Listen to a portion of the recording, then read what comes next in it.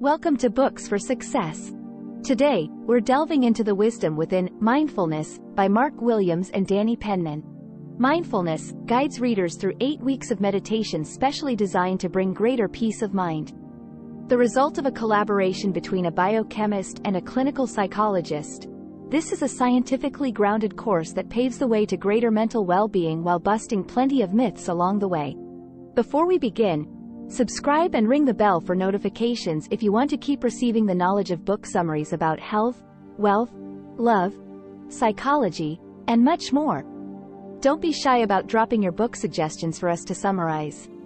Also, you can use this video as an audiobook summary. Let's grow and succeed together. What's in it for me? A meander through the mind leading to an oasis of calm. Mark Williams and Danny Penman. Mindfulness, an 8-week plan for finding peace in a frantic world. Mindfulness and meditation are deeply rooted in the great civilizations and religious traditions of Asia. Their popularity in the West owes much to the hippies and spiritual voyagers who started importing these practices in the 20th century. That history has left its mark. Mention meditation to any self-avowed rationalist and they'll often end up running for the hills. After all, isn't mindfulness all gongs, incense and mysticism? Well, no. A huge number of scientific studies show that learning to be mindful massively boosts our happiness and well-being. And that's especially true in today's fast-paced and hyper-connected world. Take it from the clinical psychologist and biochemist who devised the special 8-week course in mindfulness. Meditation, they argue, can help everyone find peace of mind and contentment. The added bonus? It'll also end up boosting your physical health, memory and motivation. Mindfulness isn't what most people think it is. Chapter number 1. Mindfulness isn't what most people think it is. Mindfulness has been making plenty of headlines lately. But despite all the magazine splashes, there are still a lot of misunderstandings and mistaken assumptions about what it is and what it's good for. And that's a shame because these myths often end up putting people off. Let's break down some of the most common misconceptions, beginning with the idea that it's a religion. It's not, though it's a popular practice within many religions. Mindfulness is a mental training technique that's compatible with all sorts of beliefs and ideas. But you have to sit cross-legged on the floor to practice mindfulness, right? Wrong. You can if you like, but most people practice it wherever they feel most comfortable. What about time? Doesn't mindfulness take up too much of it, and won't it make you lazy? In a word, no. You can be mindful anywhere from a minute to a minute. You can be mindful anywhere from a minute to an entire day. It's completely up to you. As for distracting you from your goals, it's been shown that mindfulness actually helps to focus your mind. Okay. So now that we've busted a couple of myths, let's look at what mindfulness actually is. Essentially, it's all about compassionate awareness. You observe your thoughts and the feelings they evoke like you would clouds in the sky, without criticizing or taking action. Take an example from everyday life. As you walk home from work, you begin thinking about how your colleague was rude to you earlier in the day. You could send an angry email complaining about their behavior when you get home. But what would happen if you just watched your negative thought take shape before flying away? Wouldn't it be better to simply let it pass? Mindfulness is about that ability to let negativity pass over you like a rain cloud. It grounds you in the present and keeps you attentive to what's happening right then and there. Psychological studies back up the claim that mindfulness is extraordinarily effective. Chapter number 2. Psychological studies back up the claim that mindfulness is extraordinarily effective. Mindfulness is often associated with New Age hippiedom and fluffy esotericism. But there's hard evidence to back up claims of its effectiveness in enhancing well-being. Let's dive in and have a look at the science behind the practice. Mindfulness has been shown to boost physical health and alleviate pain. Take it from the authors of a 2003 study published in the peer-reviewed American medical journal, Psychosomatic Medicine. They found that mindfulness strengthened the immune system, preventing and battling flu, colds, and other viruses. But that's not all. Another research paper published in 2008 by John Kabat-Zinn and his colleagues showed that mindful meditation can help alleviate chronic pain. Then there's depression. A study carried out by Belgian professor Kees van Huyringen established that participants were much less likely to relapse into depression when they combined mindfulness with antidepressants. the overall chance of relapse plummeting from 68 to 30%. Mindfulness is also a great antidote to everyday stress. One study carried out in 2006 found that regularly practicing mindful meditation reduced anxiety, irritability, and depression. Another group of scientists led by the psychologist Amishi Jha established additional mental benefits in 2007. Mindfulness, their study found, boosted its practitioners' memory, reaction times, and physical endurance. Finally, an article by Norman Farb and his associates in the Social Cognitive and Affective Neuroscience Journal, published in 2007, found that meditation strengthens and expands the part of the brain responsible for empathy. That's important because empathy doesn't just mean that you're more compassionate toward others, but to yourself as well, which improves overall well-being. Now that we've just seen what mindfulness can do for your health, let's move on and take a look at how it relates to other states of mind. The key to understanding mindfulness is grasping the distinction between doing and being. Chapter number 3. The key to understanding mindfulness is grasping the distinction between doing and being. Have you ever returned from a holiday and realized that you hardly remember any of it? This kind of amnesia happens when your mind is constantly occupied by all the things you need to get done at work and in your private life. It's an example of your mind's doing mode, which is an important aspect of mental life. Without it, you wouldn't be able to make plans and ensure everything gets done. But that mode can also go into overdrive, and when it does, you end up missing out on life's simple pleasures. By contrast, when you're living in the moment, you're in a completely different mode. Call it the being mode. Both modes are important, and the key is in understanding their different roles. Let's start with the doing mode. It's an analytical frame of mind, and when you're in it, you're comparing things, focusing on goals or going over past events. All that thinking is exhausting. Just remember how tired you usually are after you've been mulling over your problems. And all that energy expended on contemplating difficulties doesn't necessarily achieve much. It's easy to get caught up in reflection without actually doing anything. The being mode is an entirely different state. When you're in it, you're much more present in the moment and reliant on conscious choices. Thoughts and experiences appear as pictures in your mind's eye without dominating your thoughts. In this mode, you're much more likely to seek out nourishing experiences. Think of it this way. When you're doing, it's easy to devour a couple of donuts at your desk without even really noticing. But when you're being, you're much more likely to seek out what you actually want and enjoy it. The doing mode can involve a lot of negativity, which may quickly become a quagmire. That's because the mind and body are connected. Your mood affects your thoughts and vice versa, creating both positive and negative feedback loops. Take public speaking. When you think about it, your body may tense up and you start asking yourself why you feel so worried and wonder how to change that. This can trigger other memories of times when you were miserable, creating a loop of negative thoughts. It's a different picture when you're in the being mode. Because you're present in the moment, you can experience feelings more intensely rather than trying to escape them, meaning they also dissipate more quickly.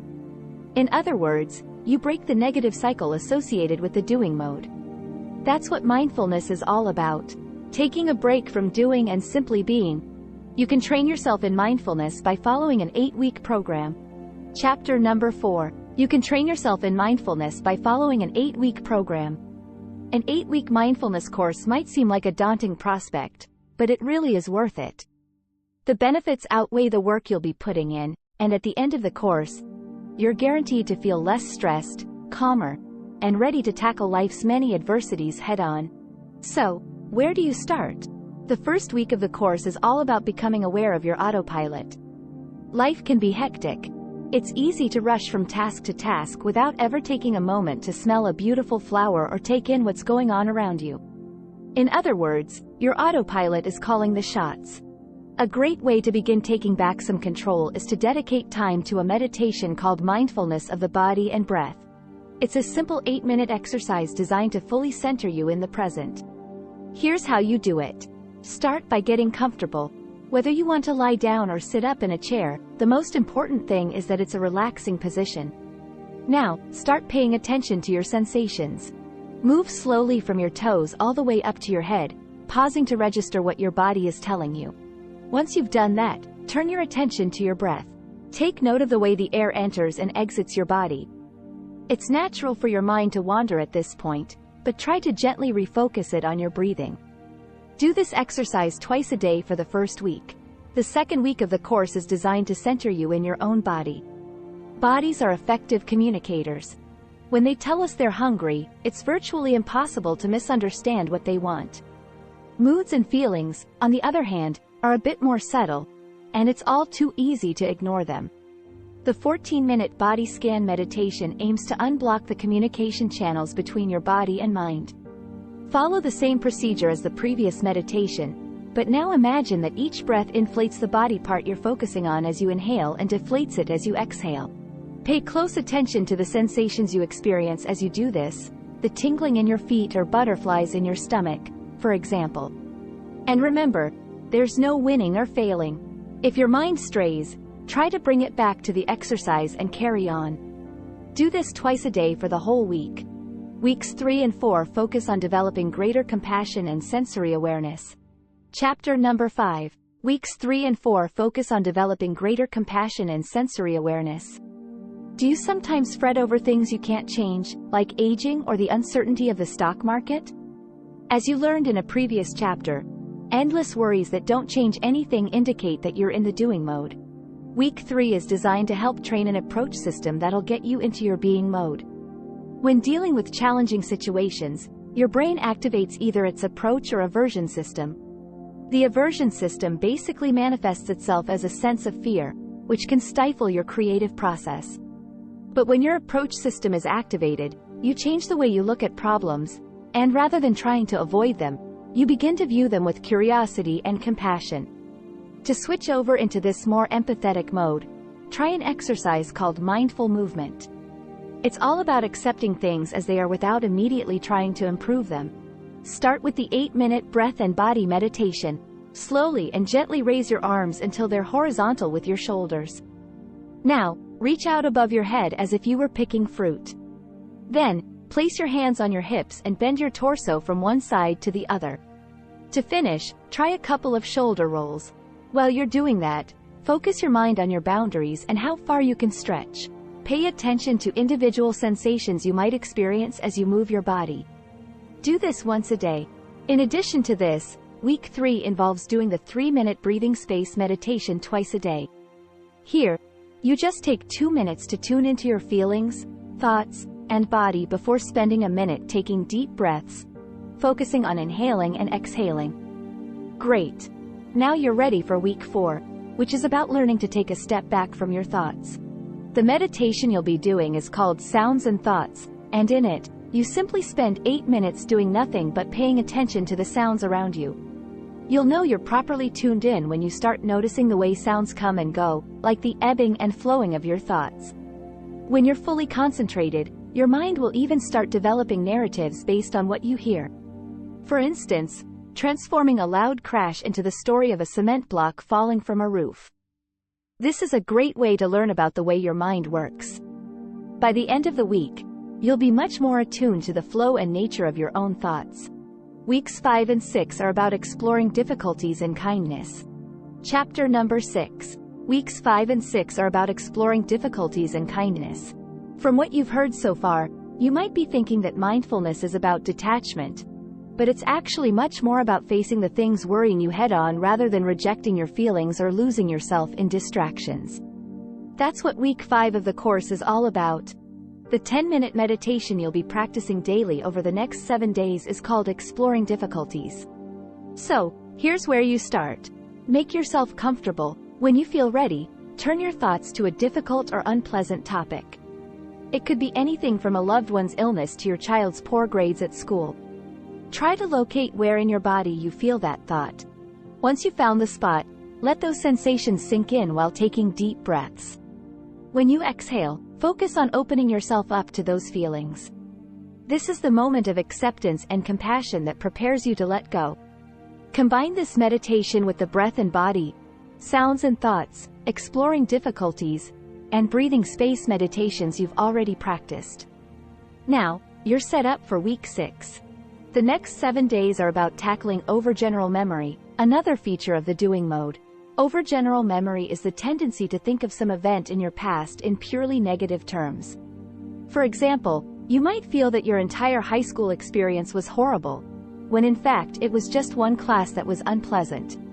When you do that, it's easy to start blaming both yourself and others. But blame doesn't help you come to terms with the past. In fact, research indicates that it makes it much harder.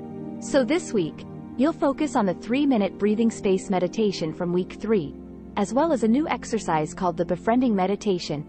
This is how you do it. Take a moment to attune yourself to your body and your breathing. Now, begin implanting a positive affirmation by repeating it silently to yourself. The author's affirmation is, "May I be free from suffering. May I be as happy and healthy as it is possible for me to be. May I have ease of being." The next step is to mentally send your wishes of happiness to someone you love, then a mere acquaintance, and lastly, a stranger or someone you actually hold a grudge against. Giving and accepting kindness is the first step towards healing and letting go of the past. The 7th and 8th weeks focus on physical and mental nourishment. Chapter number 7. The 7th and 8th weeks focus on physical and mental nourishment. Have you ever noticed that when you have a lot on your plate, you tend to forget about the simple things that make you happy? Like preparing a nice meal or taking a family trip. Stopping what seem like non-essential activities from your busy schedule often makes sense in the moment, but those kinds of choices tend to backfire in the long run. Week 7 is about figuring out what nourishes your body and soul and what depletes you. Understanding this is important because seemingly trivial activities can actually be your greatest source of creativity, energy, and insight. So when you skip them, you'll often end up feeling tired, uninspired, and stuck in a rut. This week's exercise is a little different. Rather than just practicing meditations, you'll be making a list of all the things that give you a sense of nourishment as well as those that sap your strength. This will allow you to strike a better balance between the two. Think of it as balancing the books. You might want to add 1 hour of nourishing time in the gym and subtract 1 hour of overtime in the office. Once you've done that, go back to the meditations you've already learned. Take the 2 you found most nourishing and add them to this week's routine. Great! Now you've made it to the final week of the course. By this point, you've already covered a lot of ground, and the important thing is to tailor everything you've learned to your own needs and schedule. Ask yourself what you found most difficult over the previous 7 weeks. What do you think you still need to work on? Was there anything missing? Answering these questions will help you weave your mindfulness parachute, meaning a patchwork of practices for you to engage in that address your particular needs. If, for example, you're overly self-critical, then perhaps the befriend meditation should be a part of your parachute. But if you're someone who's constantly on autopilot, you might get more out of focusing on the 3-minute breathing space. Another great tip for maintaining a consistent meditation practice is to write down on a piece of paper while you're practicing mindfulness. Keep this paper in a place where you'll see it every day, as this will help keep you motivated to continue using what you've learned on this course. And continuing to meditate will, in turn, keep you grounded in the present moment, today and tomorrow. Final words. The key message in this book is that mindfulness meditation helps you get a better perspective on your constantly changing thoughts, feelings, and moods. A different view of things means you're better equipped to confront your state of mind and avoid getting caught in negative feedback loops. This forms a great foundation for a happier and fuller life. Want some more actionable advice? Break old habits and try something new each week. Routines are important, but it's also very easy to end up moving through life on autopilot once we become set in our ways. Unfortunately, this would mean missing out on the simple joys that come with being in the moment. So try breaking out of old habits and mixing things up. For instance, take a stroll around the block, switch chairs, or do something nice for someone who won't expect it. Unfamiliarity brings greater attentiveness and, with it, mindfulness. Thanks for being part of our insightful voyage. If our summary piqued your interest, we encourage you to dive into the complete book for a deeper understanding. Don't forget to like this video, subscribe for more content if you're new here, and share it with others who might find it valuable. Keep on reading, discovering, and advancing until our next adventure.